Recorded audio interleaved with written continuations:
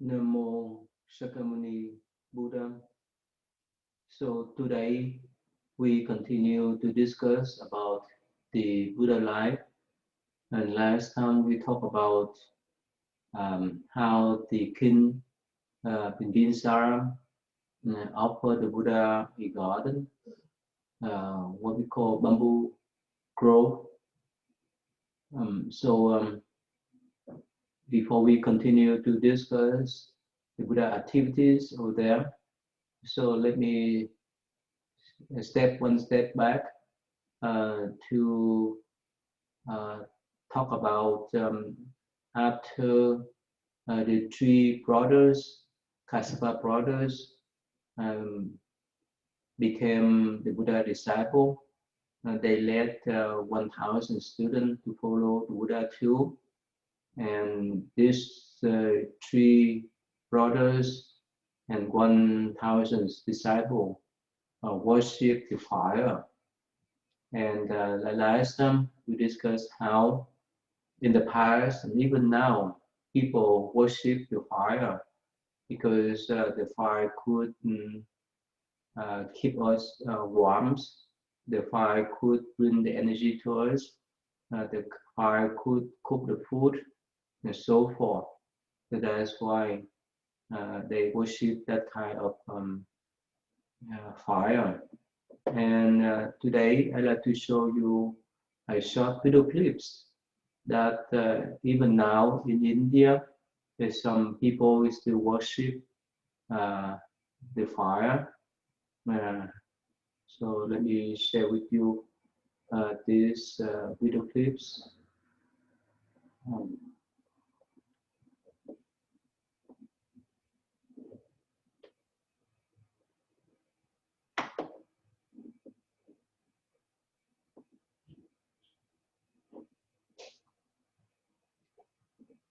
So here is one fire yogi.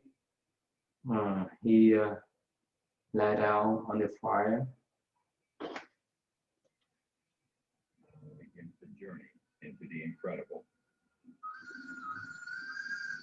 Thick smoke begins to surround him.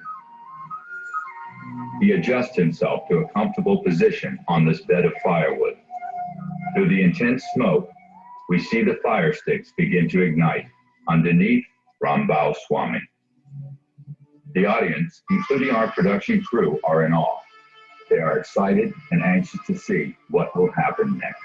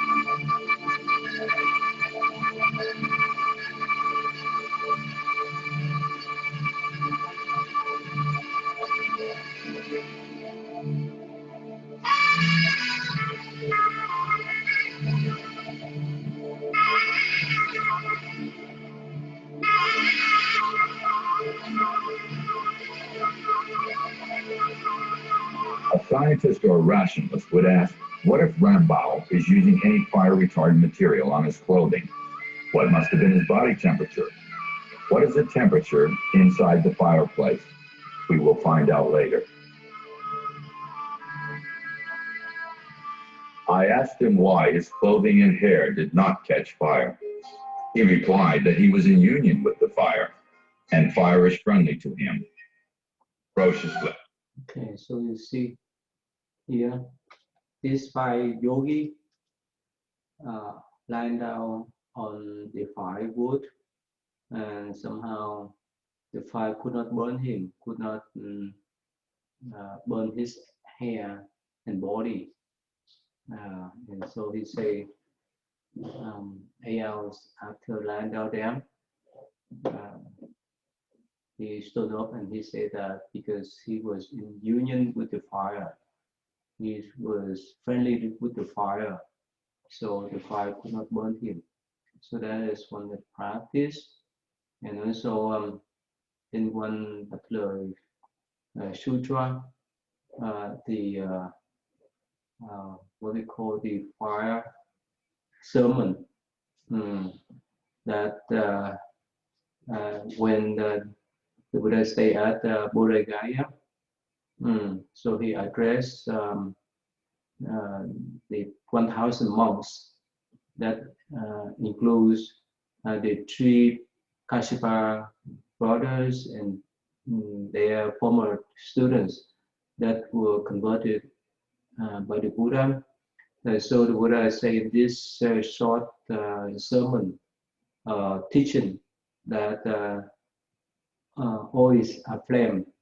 The eyes is a flame, the forms are flames, the consciousness at the eyes is a flame, contact at the eyes is a flame, and whatever this that arises, independence and contact at the eyes, experience as pleasure, pain, or neither pleasure nor pain. Let me share with you this short sermon. So a flame with what? A flame with the fire of passion, the fire of aversion, the fire of delusion. A flame, I tell you, with birth, aging, and death, with sorrow, limitations, pain, distresses, and despair. The ear is a flame, the sound are flames, the nose is a flame, the aroma are flames, the tongue is a flame, the flavors are flame, the body is a flame, tactical sensation are flames, intellect is a flame, ideas are flame, consciousness at the intellect is a flame, contact at the intellect is a flame, and whatever this arises independence on contact at the intellect, experience at the pleasure, pain, nor neither pleasure nor pain, that too is a flame. A flame with what? A flame with the fire of passion, fire of aversion, the fire of delusion.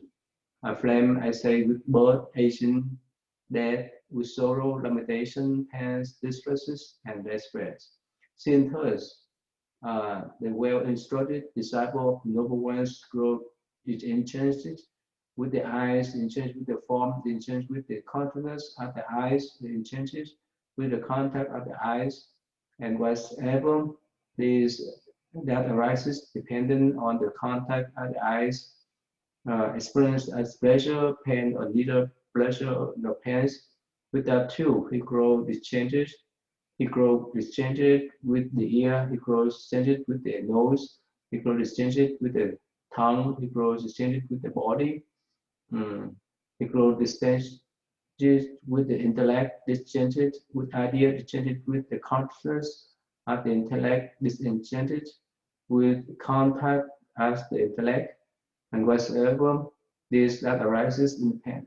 Then on the contact at the intellect, experience at pleasure, pain, or neither pleasure nor pain, he grows discharged with that too. Discharged, he becomes dispassionate through this passion, is fully released. With fully released, is the knowledge fully released. He discerns that birth is ended, the holy life is fulfilled, the task done. There is nothing further for this world. So that is what the Blessed One say. Ratify the monk delights at this words and why these explanations were being given. The height of 1,000 months through no cleaning, were fully released from fermentation. Here, again, this is the fire sermon that based upon the form of practice of those monks that follow the fire worship. And so the Buddha say here that the eyes, the ears, the nose, the tongue, the body, all of them are flames. Even the intellect, our thinking, our consciousness, our contact, and whatsoever. But the important is that they flame with the fire of passion, the fire with aversion, the fire with illusion. Probably for normal people on the earth, we may not understand much about these things, but look, when we have the passion, we will love someone else, when attached to someone else. It's like the fire. We love that person so much that it may burn us out if something goes wrong. We may be angry to that person and so forth. So that's why the Buddha say here the fire of passion, the fire of love. So that's why when the Buddha mentioned about the first number two, the true suffering, he mentioned that if we seek something else too much that we could not get, we suffer. So if we love someone so much with that fire, with that energy, and if we could not have them, we could not live together with them and so forth. It's kind of fire that's burned us, especially if we miss our loved one, we miss our spouse, we miss our family members, our children, and so forth. The fire of aversion, that's mean anger, and we know when we're so angry towards someone else, we want to burn them out. We want to harm them. And we want to do anything that may destroy them with that fire of anger. And that's why many big companies, they have anger management that could help them to tame or control the angers. Again, so the reason why people fight each other because of this type of fire of anger. And that's why here the Buddha say the fire of aversion, the fire of hatred, and the next one the fire of delusion. When we have that kind of delusion or steady, it's like the fire that burn ourselves, burn other people, and so the Buddha say again too, with birth, aging, death, sorrow, lamentation, pains, distresses, despair, they are a flame. They burn in us from moment that we were born. So that type of suffering, the physical suffering, the mental suffering, they burn in us every instant, every moment, if we don't know how to control ourselves. So physically, we aging every moment of our life because our cell from our skin dying and developing in every instant of our life, and the longer we live here, that's could burn us bit by bit until we pass away. And whenever we have any kind of mental affliction, stress, anxiety, depressions, and so forth, they are burning us. So that's why the Buddha say those are the fire. So that's why the Buddha say that you need to recognize, you need to detach from the passion organs, like we need to recognize that when we listen to something else, if it's go against our will, if we don't like, that's kind of fire that burn our mind, that stress ourselves. If we don't like that kind of conversation, we don't like that kind of talking, and if we want to see something that we love so much, we attach with that kind of fire of love or of passion. It burns us down. So that's why the Buddha mentioned here, whoever detached from those things, it could attend what we call here with the fully released from the cycle of the birth. So I think this one is one of the most important sermon or lecture that Buddha provide to those newly converted monks that practice the fire worshiping before. That's why he provide this kind of sermon for them. So that's related to the newly converted monks. So now we move on to the thing that we left last time. The Venuvan or the bamboo grove that was offered by King Divinsara. So he offered the Buddha this bamboo grove so that the Buddha and his disciple, especially for the monks, stay in that kind of environment to live in peace, to practice meditation and so forth. So here is the parameters of this monastery of bamboo grove. They put the Buddha statue there. And so let's see here, and move that back here. So that's, well, there's a lot of bamboo. So that's why they call a bamboo grove. And this still have some, what do you call, the bathing pool for the Buddha and his disciple. That was made by the king. It's this beautiful lake and the pool that keep the water pure for the Buddhas and his disciple use. And so at this monastery, the Buddha provide the teaching to many people, especially it relates to how the Buddha convert the two important figures in Buddhism, the Shariputra and Moggallana. So later on, they were the Buddha's main disciple or chief disciple. So let us review how they came about. So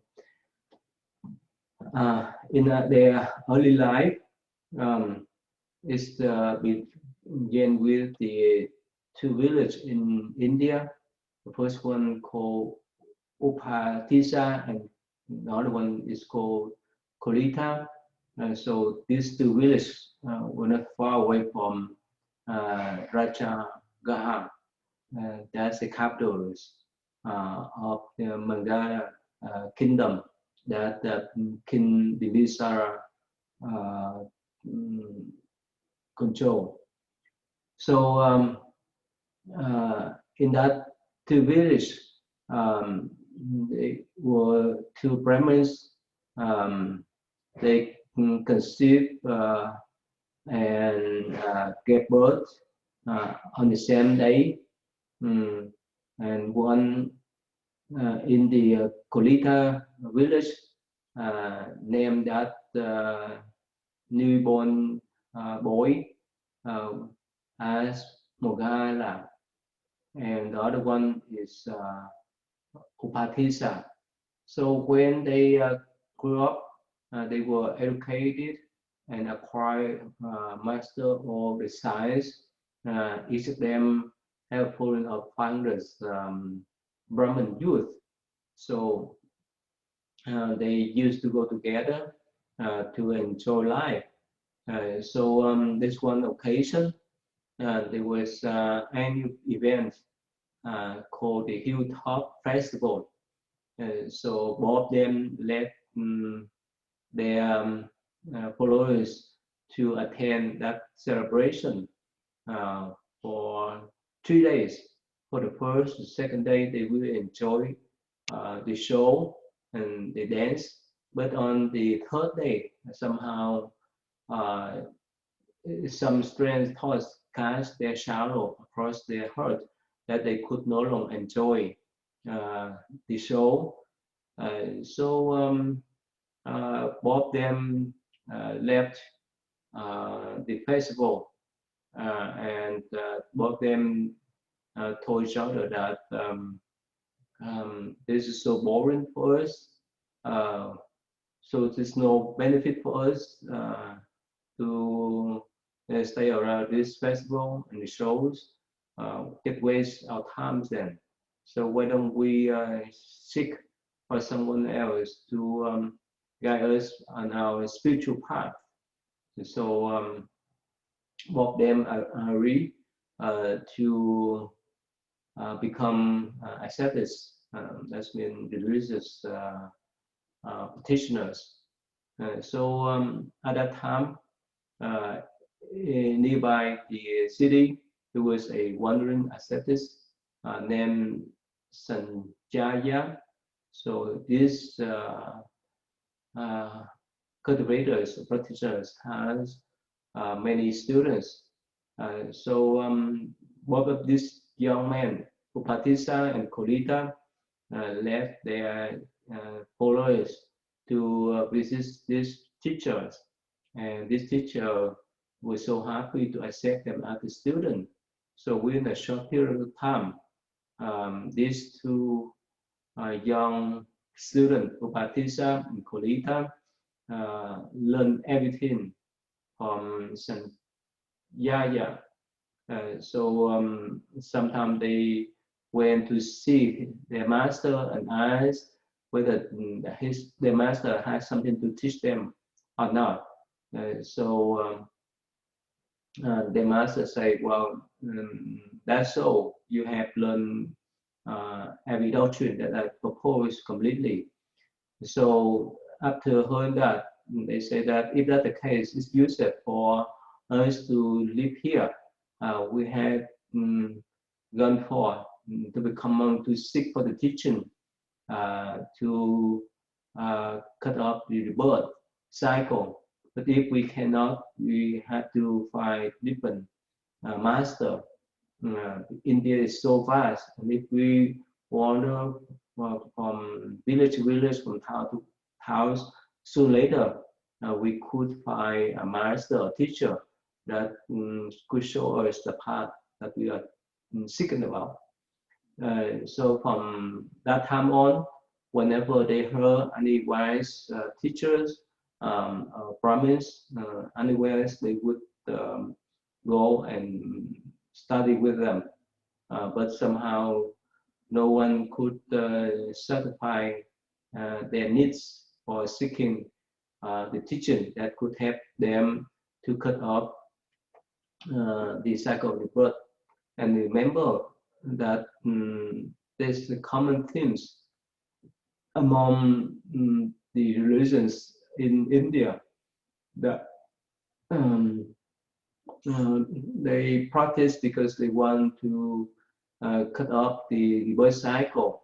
So that's what happened to these two young cultivators. Somehow after traveling around to seek for so many teachers to teach them how to cut off the birth cycle, but they failed. So later on, they came back to this city, Rajagaha city, and they make the arrangement that whoever find the teachers first should inform others. So because of their brotherhood and friendship between these two young cultivators. So after that, one day, when the Buddha went to Rajagara from the deep park, that's where he spent his first grand retreat over there. So he went to Rajagaha, that city where the king Binsara offered him the bamboo grove that we just discussed recently. And there's many teachers and students went to see the Buddha too. And at that time, there were 61 arhat. The first one that became Buddha's disciple and attained arhatship. So they listened to Buddha teaching that every one of them need to spread the Buddha teachings in different directions. So among them, there was an elder named Asarja. So he was one of the first 5 monks at Deer Park that listened to Buddha teaching and attained arhatship early. And so one morning, when this elder monk, Saji, was walking on the umbrella, when he went out to beg for food from the lay people around this city. So Upatissa, from far distance, he saw this elderly monk who walked calmly from door to door with his bowl in hand. So seeing this elder dignified and serene appearance, so Patissa thought, never before I have seen such a monk.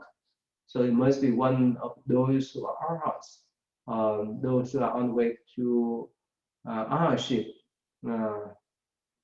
So he waited for this venerable monk finished his umbrella and was seeking a white place to sit down to eat his meal. And at that time, Upatissa approached to the elder Saji and spread out his own sitting cloth, as well offering the seat to the elders. So when the elder monk sat down to eat his meal, after that, Upatissa also served him with water from his own water containers. And after they have exchanged the usual courteous reading, Upatissa say to the elder monks, serene are your future, pure and bright is your complexions. Under whom have you gone for as an practitioner? Who is a teacher and who is doctrine do you profess? So Upatissa asked the elder monks, you so bright, you so pure. Who is your teacher and what kind of doctrine, principle that you understood? So Asaji, the elder monk, replied that there is a Buddha named Shakya Muni. He has gone forth from the Saktin clan. I follow him, the blessed one, that's the Buddha. He is my teacher, and I profess his Dharma. Upatissa asked further, what does the Venerable One's Master teach? What does he proclaim? So the elder monk thought to himself that these petitioners may not understand much about Buddha teaching. I should show him how profound the teaching is. So he say in a humble way that I'm a new monk in training, and I cannot explain the Dhamma in detail. Upatissa replied that please tell me according to your ability, whether it's little or not. I would try my best to understand it. At that time, the elder monks Asaji say in the sense of those things that arise from the cause, the Buddha has told the cause, and also what their cessation is. This is the doctrine of the Buddha. And so he's mentioned that whichever things occur, it has the cause, and that's also what is their cessation, and that is the basic teaching of the Buddha. So things occur because of condition, things disappear because of conditions. So upon understand the first two lines, so Upatissa, he obtained the vision of Dharma, that we understand the teaching right way. And he attained what we call the stream ender, that's mean the first stage of arahantship. He asked further, where is your master live? So the elder monks mentioned that the Buddha lived in the bamboo grove.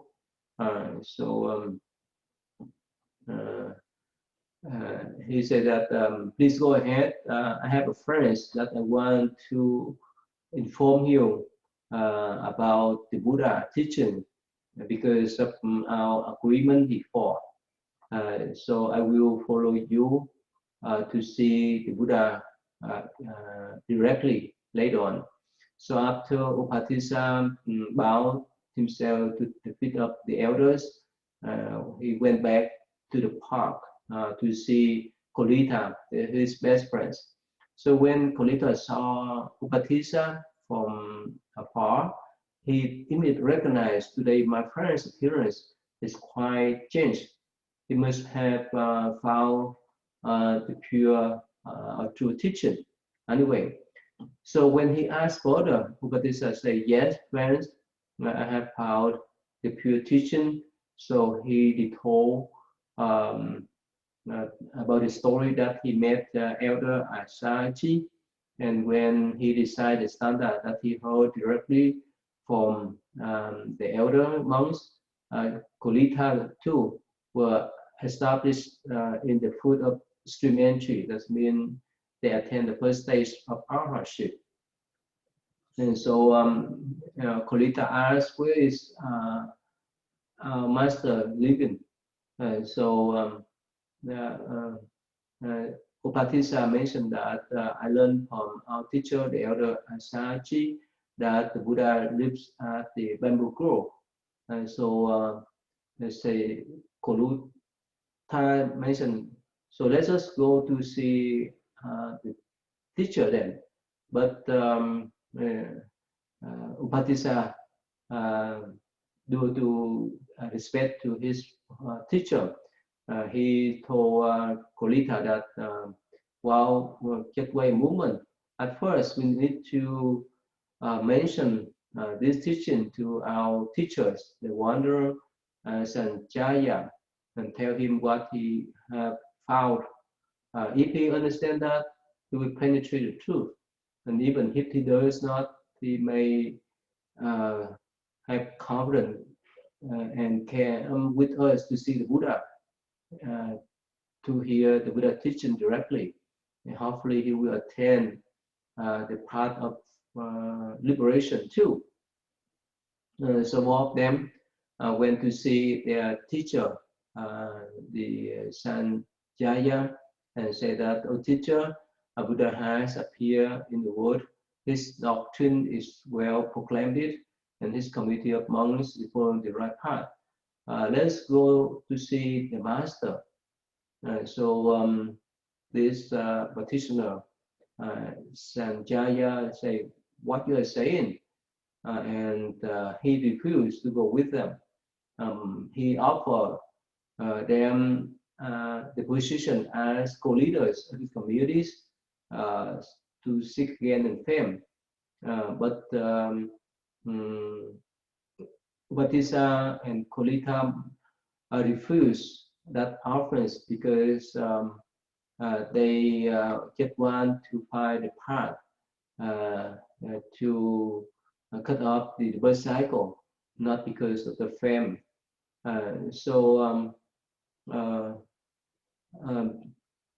He mentioned, I mean, that the practitioner Sanjaya thought that if they know so much, they would not listen to what I say, and so he said that, well, if that's the case, you may go, but I cannot. So they asked, why is that? Due to his arrogance, he said that I'm a teacher of many students. If I were to revert to the state disciple of all the people, it's like the huge tank, water tank, will change into the small bottle. I cannot live a life of a student now. So they say, do not think about that, teacher. A petitioner, he said, well, I cannot go. Upatissa say one more time that when the Buddha appears in the world, people flock to him in the large crowds and pay homage to him, to study with him. We should go too. That you can listen to his pure teaching. These practitioners, Sanjaya, mentioned that, well, you know, let me ask you the question. There are more foolish people in the world or more wise people? So they reply, definitely there are many foolish people than the wise one. So this practitioner Sanjaya mentioned, if that's the case, you can go to the wise one, and the foolish one will come to see me. I would not go. You can go now. So at that time, Batisa and Kolita left and mentioned that later on you will come to understand about your mistake. So after they have gone, they took away their own disciple, and their monastery, the monastery of the practitioner Sanjaya, become almost empty. But later on, there's someone went back to study with them. And so both Sariputra and later on, which we call Sariputra, but before it's called Upatissa and Kolita, led their old master with 500 followers to see the Buddha at the Bamboo Grove Monastery. So at that time, when the Buddha was seated among the four assemblies, that means the monks, lay people, and so forth. So at that time, he was lecturing. So he saw the two practitioners coming from far away. So he addressed all the monks. These two friends, Upatissa and Kolita, who are now approaching. They will be my two chief disciples, an excellent pair. So at that time, when they arrived, they bowed up to Buddha, and when they were seated, they say to the Buddhas, may we obtain the golden form under the blessed one. That means may we become good monks under your teaching. May we obtain the higher ordination. And so at that time, the Buddha say, come, bhikkhu, we proclaim that Dharma, now live the life of purity to make an end of suffering. So this allows serve as ordination of these rainbow ones. So in the past and early times, the Buddha didn't provide any kind of formal ordinations because most of them came to see the teaching and became monk with a pure mind. With his proclamation of accepting them into the Sangha or the monastic communities. And that's more than enough. But later on, because of the expansion of the Sangha or communities of Buddhist monks, that's why eventually the Buddha laid down some formal ordination processes. So after that, after the Buddha accept these two young practitioners into the Sangha, so they will change the names. Upatissa by the name of Sriputra, Kolita was changed by the name Mahamogayana. So from that time on, they were the two main disciples of the Buddha. And after that, for a week, so Mahamogana attained arahantship, and he dispelled all the doubt. He recognized the truth, and he became the Buddha chief disciple. So Venerable Shriputra continued to stay nearby, or stay around with the Buddhas at the cave. That nearby that monastery, the Bamboo Grove Monastery. So a couple of weeks later, he attained arahantship too. In the occasion that one of the practitioner named Diganakar, the nephew of Sriputra, came to seek the Buddha teaching, and while listening to the Buddha teaching, Sriputra recognized the principle and attained the arahantship. And also at the end of the Buddha teaching, his nephew, the new monks, also obtained the fruit of stream entry. That's mean the first stage of arahantship. So in Buddhism, there are 4 stages of arahantship. So most of the time, when Buddha gave the teaching, the lay people as well as the monks could attain what they call stream entry. So that means they don't have any more doubt about the Buddha teaching at all. So in the Buddhist traditions, a stream enter is free from attachment to the self, attachment to the ritual, or free from doubt about the Buddha teaching. So that's what the stream enter is about. Okay, so since time is up, let me stop here today. And next time we can discuss further about the Buddha teaching and how he convert people into his order, and how the Buddha teaching spread in northern part of India. Nam Mô Shakyamuni Buddha.